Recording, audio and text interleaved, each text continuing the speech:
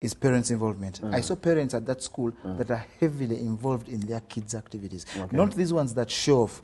Kids, parents that will remain in the stand but applaud their kid and know that their kid took part in this and this and this and this activity and registered this and this and this a result. That is a young girl who was part of the participants. Liza Ainembabazi Abaho. She speaks fluently well. You think she's in a senior secondary school, yet she's still in primary school. But those are the merits we get from involving schools deeply.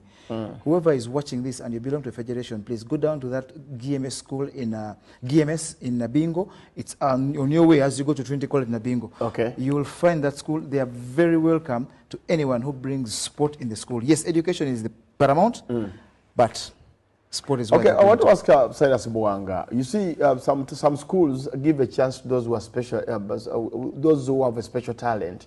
They give bursaries. They give everything. So at GMS bands, if my daughter is so good at netball, can she get a scholarship? According to Silas Mwanga. Yeah, but the good thing about what I saw about this school and what needs to be emphasized in Uganda, for us anyway, it's very hard at times to do so. But a man like Silas Mwanga, who's played sport, who's achieved through sport from a tender age, and now at the director level, there is no way he will fail to do that for you. Okay. But I think your kid has got to be a master in academics and very fluent in sport. Then you're very sure he will get that grade. Because at the turn of the century, between 1996 and 2000, there was a school in Wero that was Mursa Academy. They gave so many bursaries to players who could play football. For Yusuf Chinene was a product of Mursa Academy. Yeah. So we would love to see that happen with Grand Maria schools. I mean, if there is a John Barnes' son who is so good at running or is so good at football, give him a bursary for 7 years. Let him be there for 7 years. I think he will carry it on according to. I talked to him a few minutes. I didn't engage him so much, but from what I heard, instantly the few minutes I engaged with Mr. Mwanga Cyrus, and from what I've been told from reading his profile as a sportsman, there is no doubt. I know he's building GMS to be a giant in education and sport, and there's no doubt about that. I'm sure they're going to achieve it. He's a table tennis player, by the way. And he's won that youth championship at Wales and at Midiango in table tennis and the Africa Games University Championship as a player, table tennis player. And he's engaged in sports activity, especially, and he's organized a clinic a few years ago, no, just last year, and many kids came around to learn their trade in table tennis. Table tennis is a very good sport. By the way, table tennis is my first love, the sport I played first when I went to school. Because it's a one-man's... You're more like John Paul Sonko. You played nothing. No, I've played... anyway, I come here without statistics and tell us you played. Michael Sefma told me that he was at Pauline at a tender age, and I asked him the numbers. He has no numbers in terms of goals. I've played sport up to some level. Okay. I've played. What level is that? Village level? No, for example, Ugandan football, I played the Uganda Cup. Okay. I played a game in the Uganda Cup. And I trained, I was once a trainee at Sports Club Vida. So what happened after training? I was deemed surplus to requirements.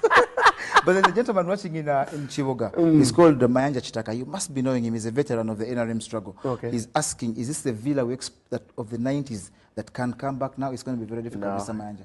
These players, the 90s was cream de la cream. You can't compare. Paul Asule will never return. Who else? Even Paul Mutakabala, who wasn't a big name player as such in comparison to others, can never be at Villa again. I do not think so. I do not think so, Mr. Mayanja. So, I'm going to ask you, like I said earlier when I was opening the show, that at UBC here, we give mileage or platform those who nurture talent, because you never know what can happen next 10 years. A kid from GMS can be the captain of the national team, or a swimmer can win an Olympic medal.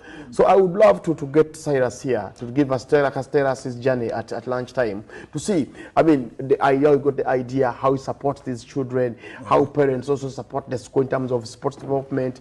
So we would love to get him to see how best we can. Because why I say this, the man of the Cambio Academy in Masaka came here. Yeah, I was here. I was here. Yeah, on the score, and told us that the kids which you see here are going to be the next big thing in football. And we saw it was evident in Masaka that the kids turned out to be what he said 7 years later. So if Cyrus Mwanga gets here, for the youth, the viewer out there, will be able to understand the plan they have for sport in this country, and as a school, what they are going to do for our children. Maybe that can help the viewer know that I'm taking my kid to GMS school, but my kid is good at football, good at swimming, but cycling. Yeah. So please inform him that. I sure will tell him. They also have the engagement doesn't stop at sport or education. They engage in many other things. They've got a little girl that was celebrated yesterday. Malaika Muwanga she's Little Miss Africa, Little Miss Uganda. Okay. And that girl. Which Africa? That has a Motola Jalade. That Africa. Yes, Little Miss. There's Africa of the Motolas.